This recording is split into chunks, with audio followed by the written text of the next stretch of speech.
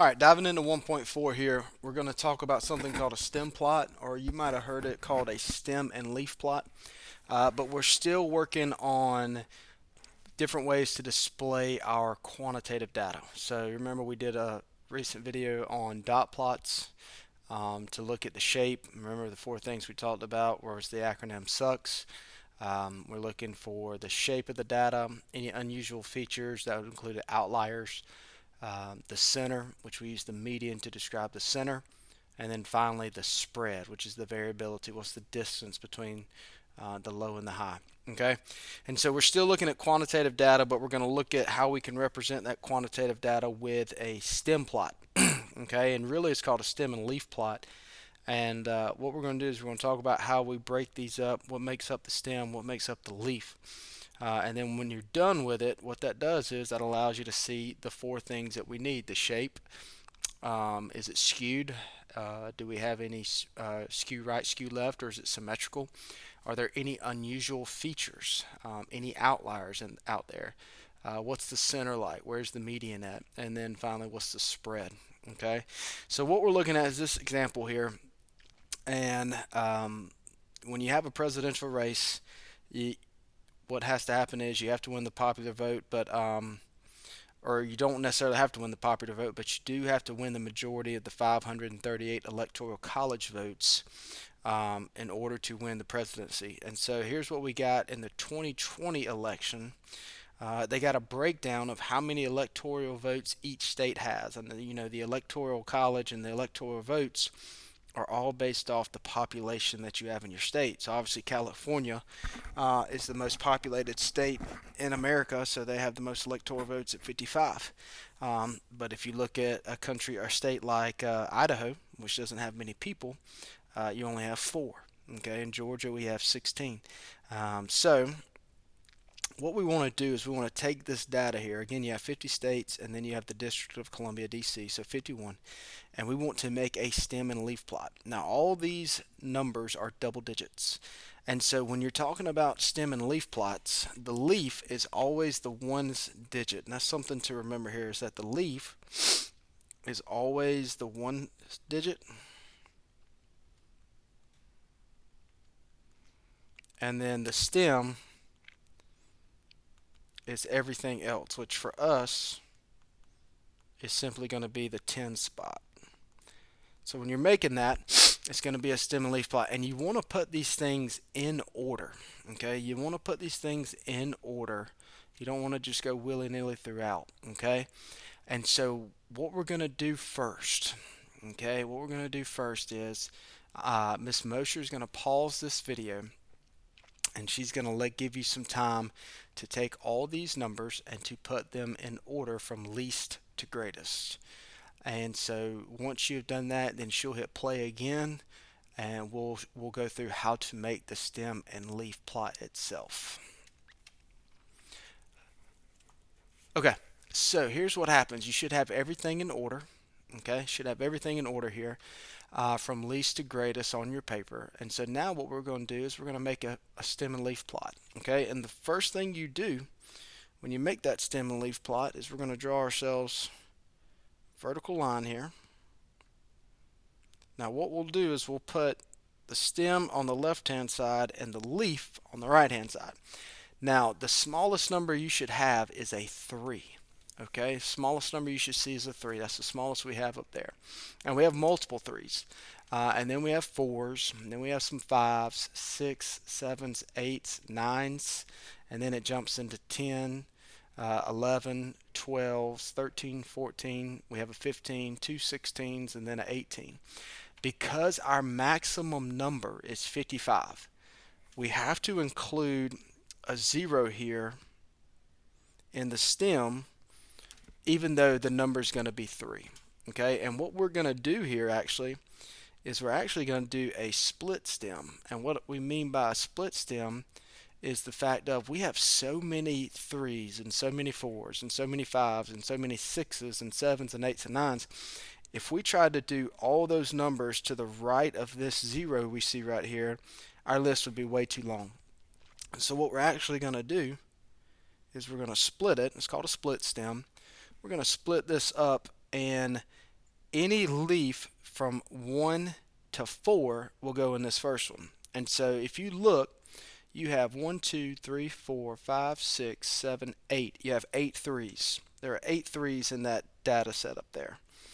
And so what we're going to do is we're going to write all 8 of those. So I'm going to say 3, 3, and I'm going to do this 8 times. Okay, there's all the threes. There's counted for. And then the fours, we have 1, 2, 3, 4, 5. We have 5 of those. So I'm going to write all of them out. And you have to write all of them out here because we want to see what the distribution looks like. Okay, and so after the fours, you have 3 fives. There are 3 states that have 5 electoral votes. And again, because we split stem, then you come down to the next one and you list out all those. We have 3 of those. Okay, 1, 2. Now, next with the sixes, we have 1, 2, 3, 4, 5, 6 sixes. So we'll list all those out. That's 6 right there. The sevens, there were 3 of them.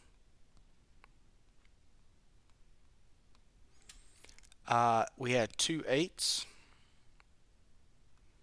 and we had 3 9s. And that's all the single digit electoral votes we had in that table. So now we jump into the 10s.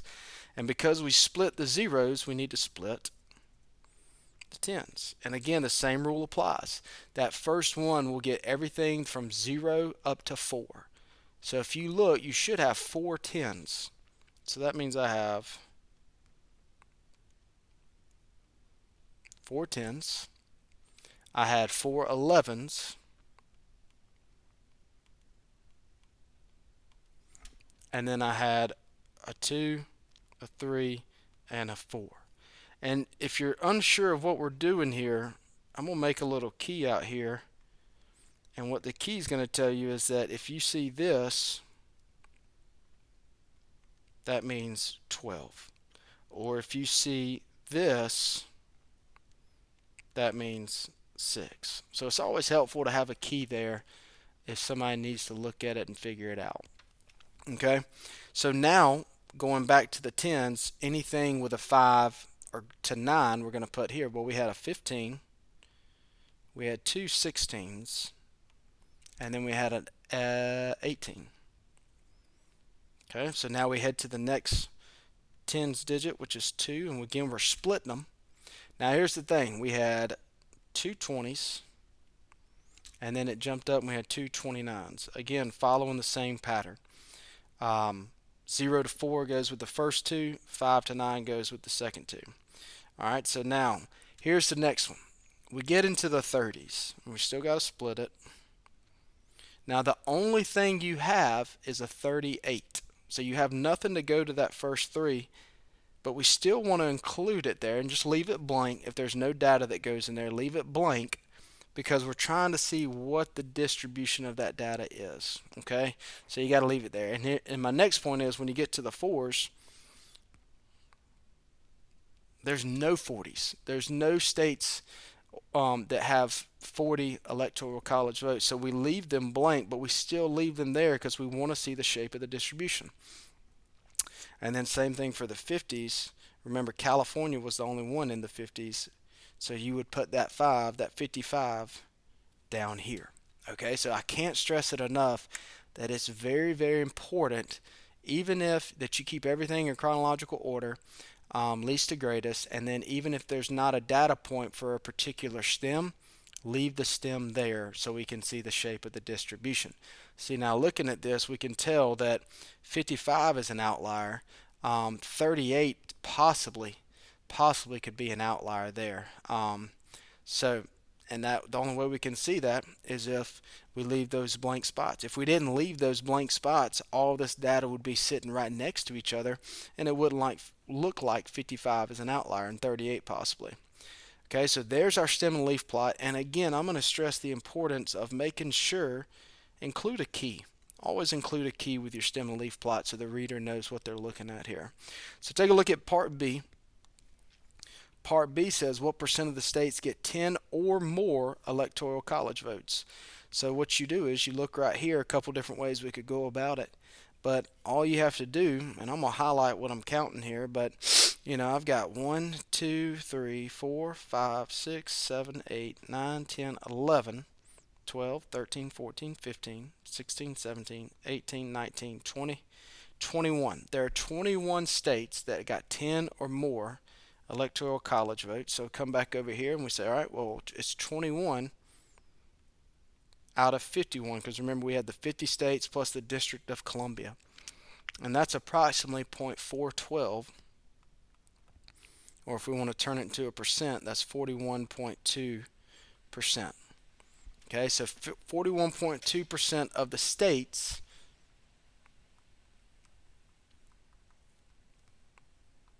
get 10 or more votes. Okay, and see, the thing is, reason these are so beneficial, if you look at, if I ask you that question, how many more get 10 or more votes, and you just had this table up here that I have on the screen, you're going to spend some time counting through and trying to figure out all the states that are 10 or more. But once we have that stem and leaf plot, how quick was it just to count them up and then divide by 51 there? So they wanted to describe the distribution of the votes. So remember our acronym here. Remember, we're looking for shape, we're looking for unusual features, which are outliers, we're looking for center, and then we're looking for the spread. Okay, our acronym sucks. So if you look, the majority of our data, talking about the shape, the majority of this data is really concentrated on the low end, right? If you look at all these data points here, most of our data is concentrated on the low end. So if the data is concentrated on the low end, that's basically the left end, then what happens is we have a skewed right data set, and it has a single peak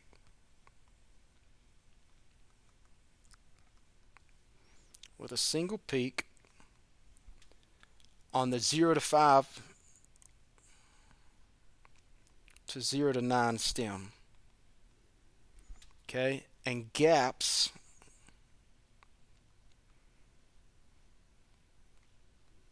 from, if you look at the gaps from 29 to 38, and then from 38 to 55.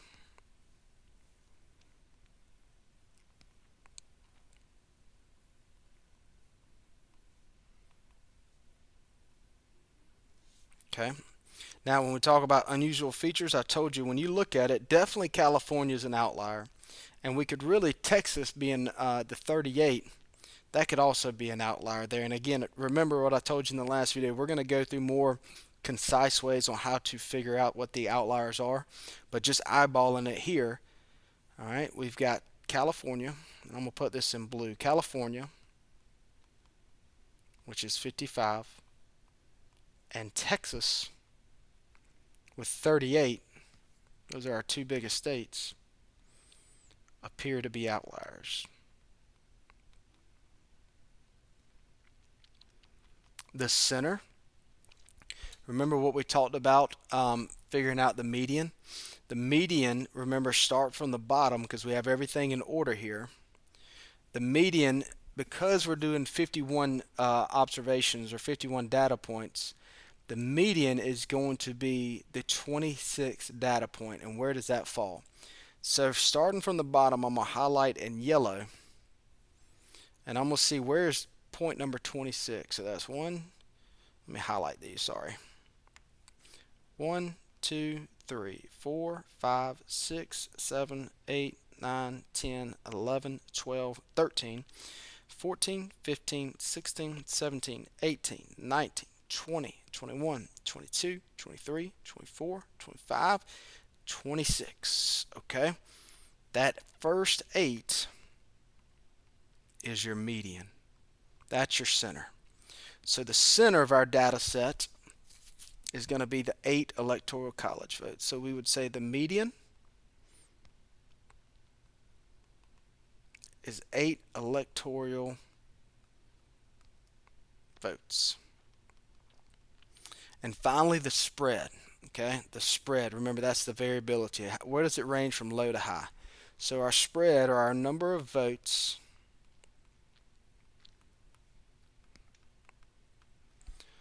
varies from 3 on the low end to 55 on the high end.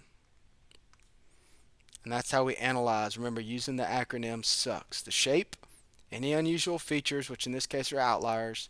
The center we use by calculating the median. The spread is the number of votes from smallest to largest. Okay?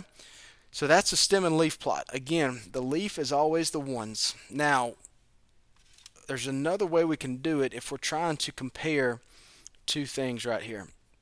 And that's called a back-to-back stem and leaf plot if they're sharing the same thing. So if we look right here, what they did was they did 30 teams in the Major League Baseball Association, 15 in the American League, 15 in the National. The stem plot, okay, shows the number of doubles for each team in a recent year. Now look, first thing you see is you look at the key, and the key tells you that if I have 24, the line, and 6, that means 246 doubles. Okay, and that's what I was talking about earlier. Make sure you make a key for your stem and leaf plot. But now this one's a little different because we got back to back. All right, and so what happens is, if you take a look, I'm going to point out a few things. Again, the leaf is always the one. And so like this team that I'm about to highlight here for the National League hit 224 doubles. That's what that means, okay? But then you see right here, if you go down, we're in the 230s, we're in the 240s. Then what happens is, look at this side, the left side over here. Notice how, okay, that 25 and then that 2, that would be 252 right there. That's what that would mean. And then that would mean 254. But look at how it's organized. You're reading it right to left. So for the left side of your back-to-back stem, you always want to work smallest to largest away from the stem. Okay, which means whatever one's on the left side, it's going to be backwards. If you keep going down, we're going smallest to largest, but we're doing that from right to left. Whereas on the right side, again, it's smallest to largest, but that's left to right. So you want to just make sure when you do your back-to-back stem plot, be aware of that on the left-hand side, okay? And so you see where we range from 224 all the way up to 345. So which of the two leagues typically hit more doubles? Okay, so if you look, when we do this, we're looking to the median. We get a question like this: which of the two leagues typically hits more doubles? We're going to check out what the median is for each one. So the AL median, remember we had 15 total teams in each league. Okay, 15 total teams in each league. So if I do the AL, and I'm going to erase all this highlighting that I've done so that we can count fresh here. Let's start from the bottom and count. If I'm doing 15 as my total, then that means that whatever is number 8, whichever data point's number 8 is going to be my median. So I'm going to highlight here. That's going to be 1, 2, 3, 4, 5, 6, 7, 8. That 290. So the median for them is 290 doubles.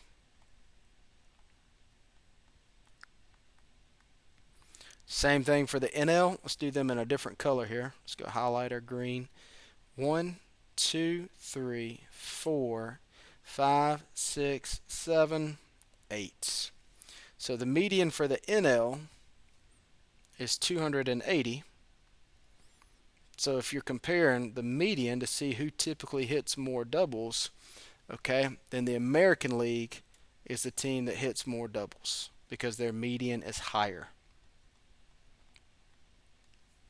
Now, are the shapes of the doubles distribution similar or different in the two leagues, and we want to justify? Okay. Now, here's what we got. They are different. Obviously, you can look at those shapes and see that they are different. Now, they're both roughly symmetric. Okay, I would say they're both roughly symmetric.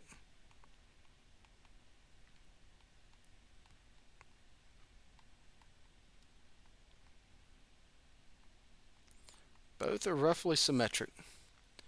Okay, but the National League has a slight skew um, to the left. A lot of their data is more concentrated on the right side.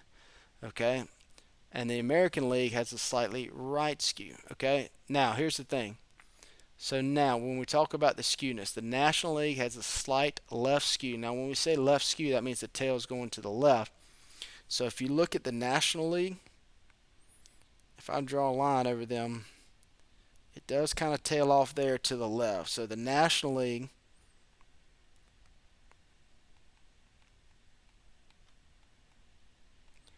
does have a slight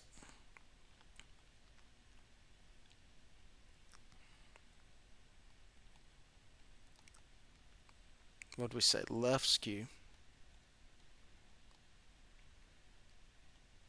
whereas the American League has a slight right skew.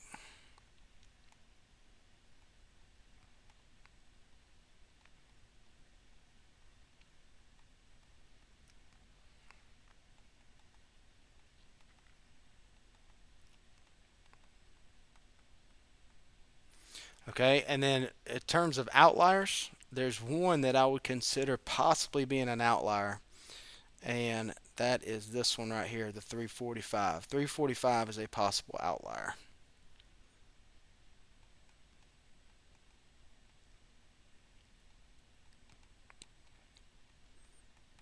So remember, when we do stem and leaf plots, make sure the data is in order from least to greatest, and remember that the ones digits always the leaf, everything else becomes the stem. So that means your stem could be 2 digits, it could be 1 digit, it could be 3 digits, depending on what type of numbers you're working with. Okay, so just keep that in mind.